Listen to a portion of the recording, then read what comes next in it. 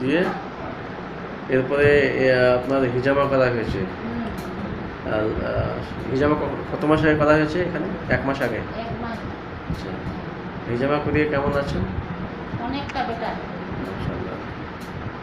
আপনি বলুন আপনার আপনার অভিজ্ঞতা কী বলুন? আমার অভিজ্ঞতা মানে আমি দীর্ঘ 16 বছর ধরে তো ট্রিটমেন্টটা করছি।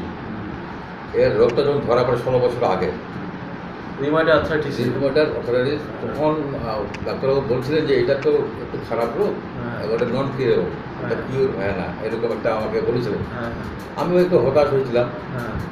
আমি কলকাতাতে দীর্ঘদিন করেছি, বিআরডিসি করেছি, অরবিন্দ সেবা কেন্দ্রে করেছি, নরেন্দ্র সেবা ট্রাস্টে করেছি, মেলোডিভাতে করেছি, বিভিন্ন জায়গায় করেছি। কাঠিয়ারে করেছেন, পূর্ণিয়াতে, তারপর কাঠিয়ারে করেছি, মেডিকেল কলেজে, পূর্ণিয়াতে করেছি, তারপর বহরমপুর আপনার করেছি, বহরমপুর আপনার সদর হসপিটালে।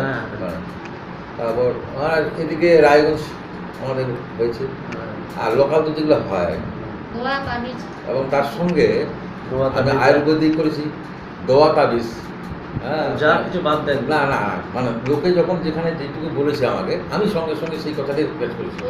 এত হতাশ, কবিরাজ হয়েছে, মহান ফকির, দরবেশ, কোনো জায়গা বাদ দিই। আর এই বলতে আপনার এখানে যখন আপনাদের কথা শুনলাম, এখানে হিজামা বলে একটা জিনিস আমার মাথায় ঢুকেনি।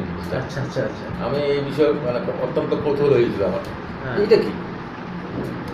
তো তারপরেই আমি আপনাদের সঙ্গে এখানে যোগাযোগ করি, এবং আপনারা আমাকে প্রথমে একটা তেল দেন, জৈতুন তেল, যার উপকারিতা আমি বহু পেয়েছি, মানে অত্যন্ত ভালো দেখা গেল। তারপর এই যে হিজামা বললেন, হিজামা আমি বুঝতে পারিনি। আচ্ছা আচ্ছা, আপনি বুঝাচ্ছেন, ডাক্তারবাবু বুঝাচ্ছেন না, আমি বুঝতে পারছি না কী জিনিস।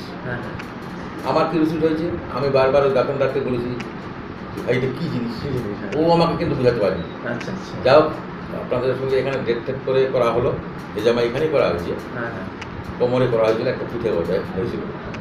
তো 1 মাস আগে ঘটনা এটা।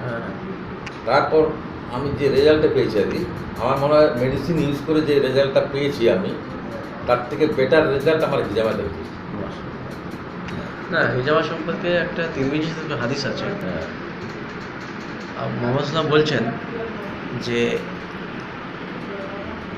হিজামা হচ্ছে যে কেউ মাজা থেকে বা পিঠ থেকে যখন হিজামা রক্ত বার করে, তখন সেটা মাজা থেকে ব্যথা দূর করে দেয় বা কমিয়ে দেয়, তার সঙ্গে চোখের দৃষ্টিও বাড়িয়ে দেয়।